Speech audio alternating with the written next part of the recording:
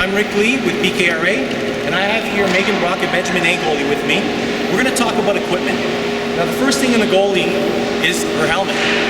You'll see with the Ringette goalie cage, this is what we call an Olie brand goalie helmet. What separates an Olie from regular hockey helmets is the cage, and it's the only certified Ringette goalie helmet you can have. The optional equipment that she has here is a dangle, but even if she has a dangle, the goalie still has to wear a neck guard according to Ringette cadet rules. The next thing that we're going to look at are her skates. If Megan can go down.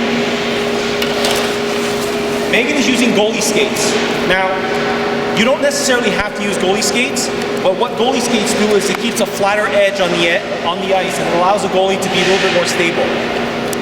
The main trick for goalie skates is to keep them sharp. A lot of people don't like to keep their goalie skates sharp, but high-end goalies should keep their goalie skates sharp for high performance. Now, we're going to talk about pads. Now, Megan can get up. Megan has what we call butterfly pads.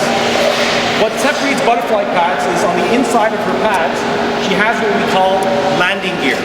It's these flaps which allow her knee to turn and to land on the pad so she doesn't hurt herself when she goes down on the ice. So Megan, if you go down on the quick butterfly, you'll see what I mean. Her knees are actually sitting on a cradle on the bottom over there. Now you'll notice on her pads, to get up, she has plus sizing. So from her knee up on top, there's a little bit of an extra pad. So when she does close her 5-hole or her middle of her legs, there's no gap between her legs. So if you go to butterfly down again, you'll notice there's no space between the pads. The higher end the goalie, the more longer pads you can have here. Okay? The next thing we're going to talk about is actually the blocker and the nanny glove. A blocker is a standard goalie blocker. There are senior and junior sizes. And for Ringette goalies, they have the option of using a hockey trapper or glove, or what they call a nanny glove, which allows you to pick up the ring quicker. Okay? Now the next thing we have is a stick.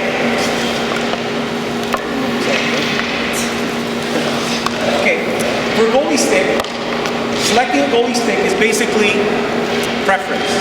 Some goalies like to have a really long stick, which makes them go upright, whereas some goalies are a little bit more down to the ice, and therefore they need a goalie stick that's a bit shorter.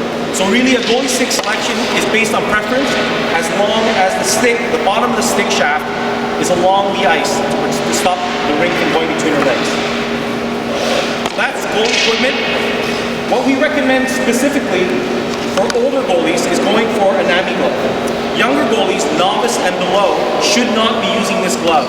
The reason why is because they don't have enough arm strength to lift up their glove into a catching position. So they're better off at that point in time either using a regular glove like this or a broom ball glove. So Megan, good stuff. We're going to start our other videos now?